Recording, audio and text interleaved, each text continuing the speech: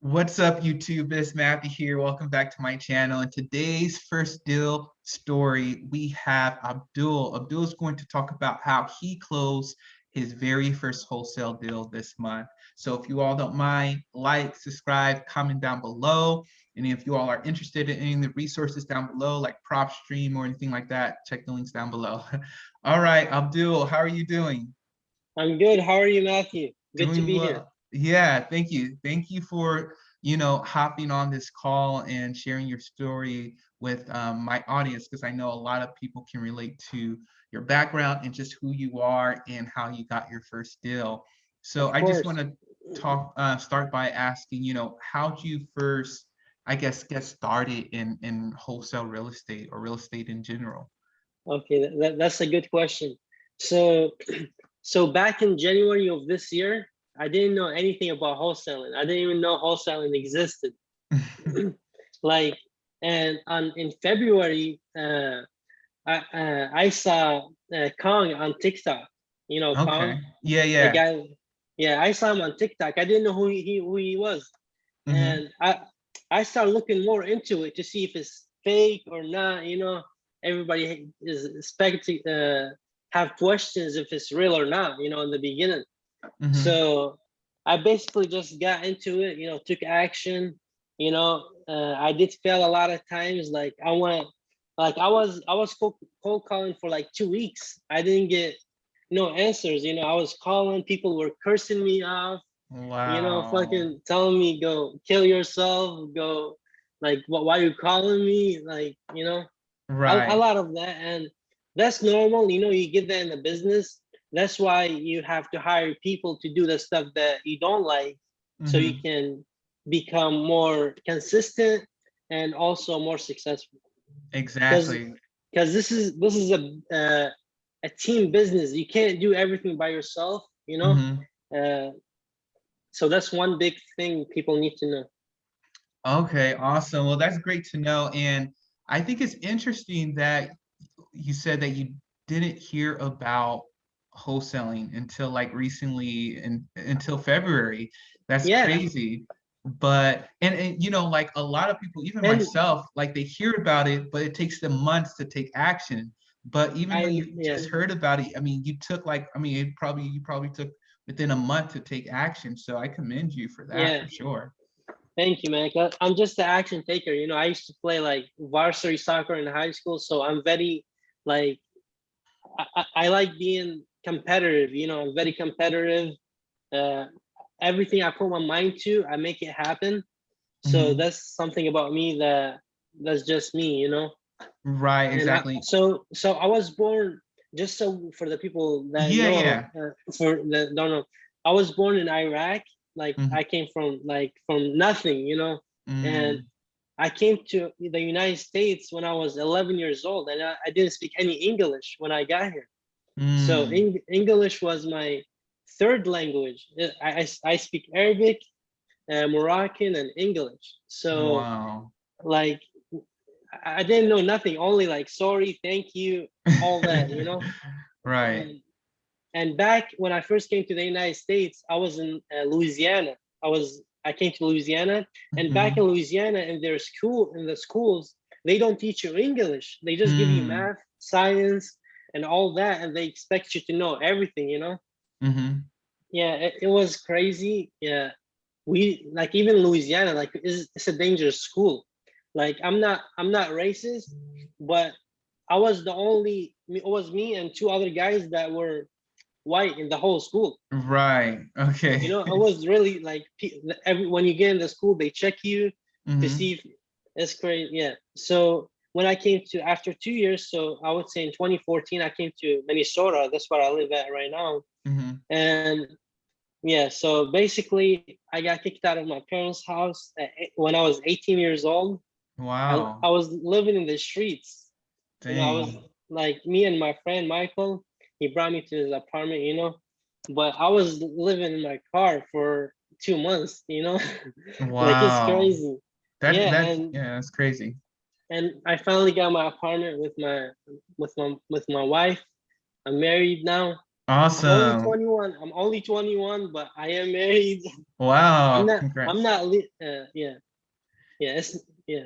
Okay, It's okay, that's awesome. yeah. And so, yeah, just hearing that background, it tells a lot about like your worth ethic, Like I think a lot of people, especially if they're not, if they haven't been raised with like wealth or, they don't ever go through any troubles, like I see that it's a little difficult for them, like, to work hard in certain business. Yeah. I always Trust notice, me. like, successful people usually have that past where they already faced troubles before and they bring that to the entrepreneur life. Yeah. Yeah, Yeah. And trust me, it's really hard for people to get motivated because they don't know what's on the other side. It's just exactly. that you gotta put in the work. Put in the hours. Just think of it as if you don't do it for your family, and who's gonna do it. Your Right, your parents haven't done it. Your last grandpa, no, nobody, so you got to change your family tree. That's what you got to exactly. do. Okay, So okay. Makes sense. And I just trying guess to you motivate the people. Right. Hey, keep on I know a lot of people are being motivated right now with your story.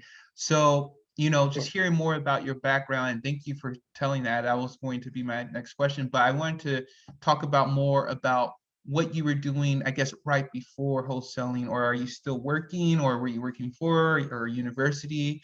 Well, No. yeah. So I dropped out of high school. I didn't even finish high school. I Mm, didn't get my diploma. And like I started working when I was in middle school. I was working like 12-hour shifts when I was in middle school. wow. Like even right now I'm working a full-time job when I'm doing this. Hmm. So I'm still working, and I don't want to stop working now. I don't want to quit my job now until I'm doing it like consistently, like until I have what I mean. Right. And my goal is to, when I have some like 50, 100K saved up, I want to start getting into commercial real estate. Okay. That's where the money's at, Hmm. and apartments. That's Okay. my dream goal. Okay, got you. So I know you say you were working. What do you do actually when what do you Right, do for a right living? now I work with my cousin. He has a tobacco shop Okay.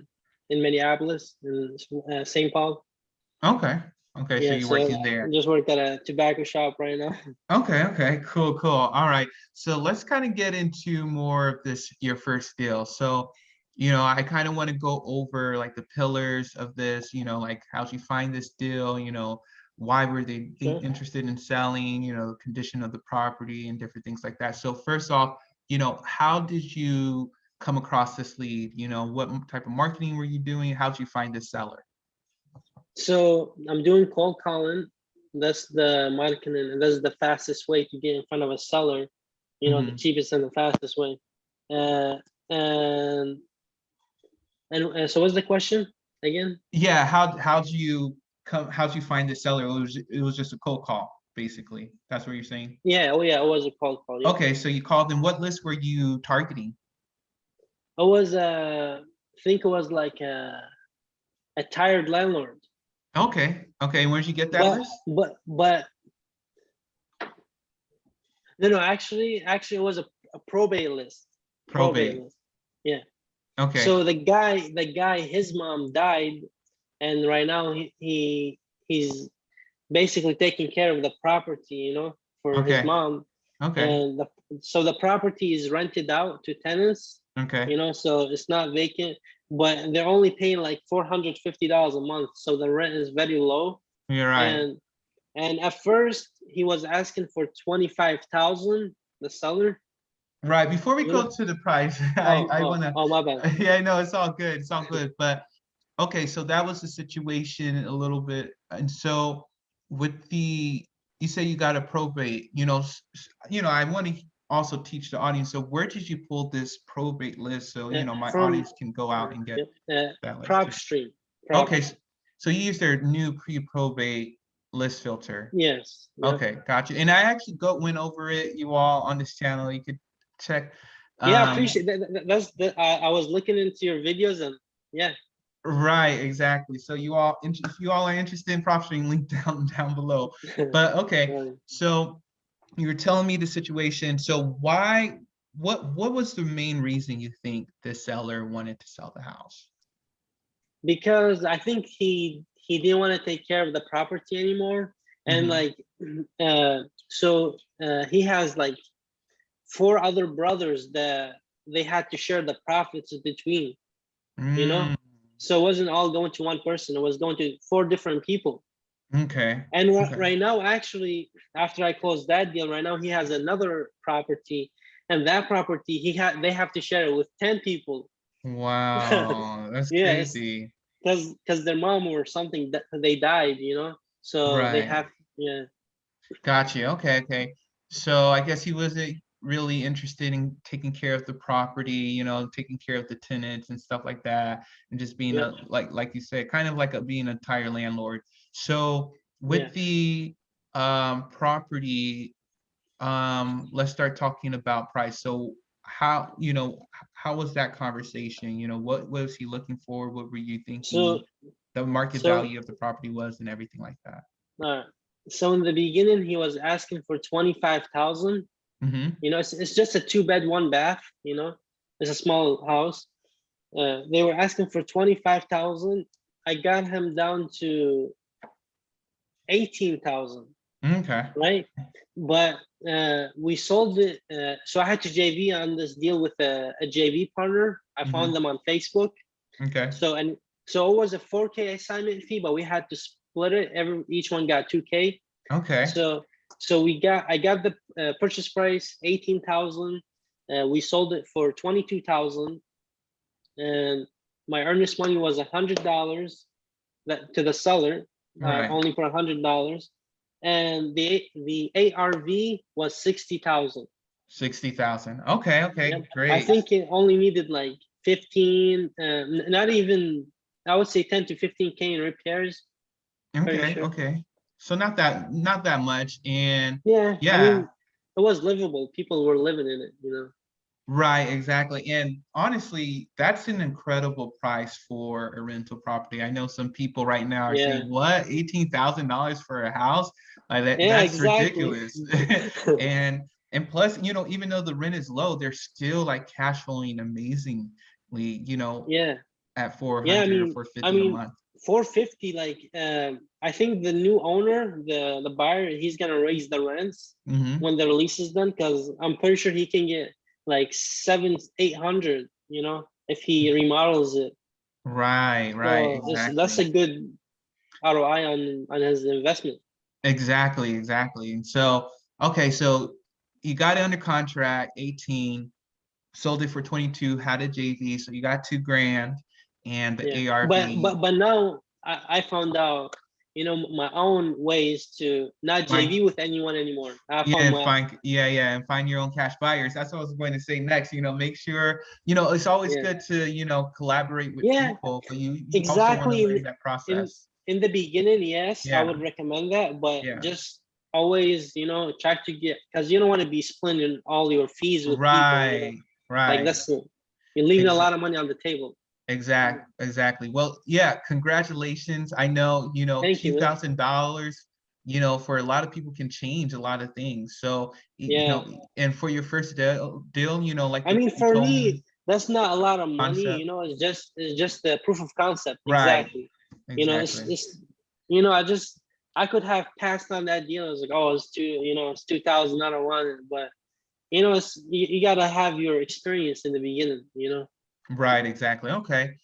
Okay. And so I guess right now, how is your business looking now, or what do you see coming down the pipeline in the next few months? What do you mean by that? Well, I mean, what are your plans? Are you planning just to grow your business a little bit more? I mean, do you have Oh some yeah, more leads in the pipeline, interested, sellers?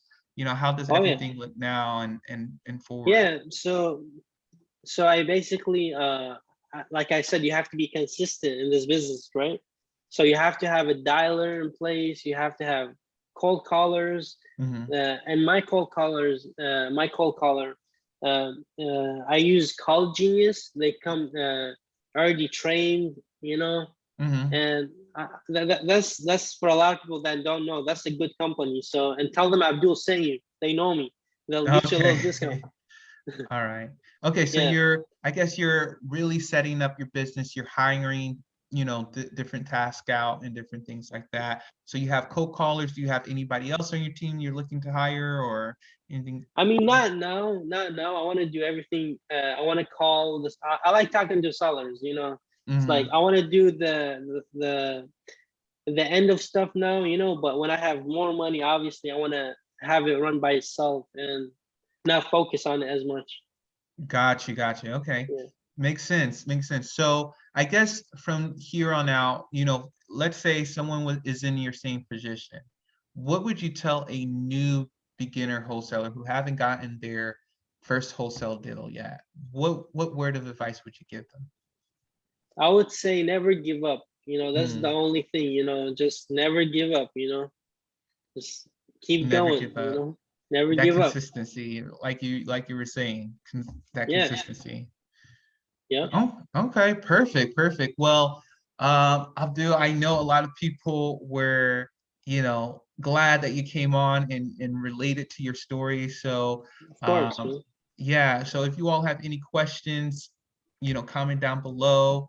And yeah, I hope you all enjoyed this story, and I'll talk to you all later. All right, Yeah. peace.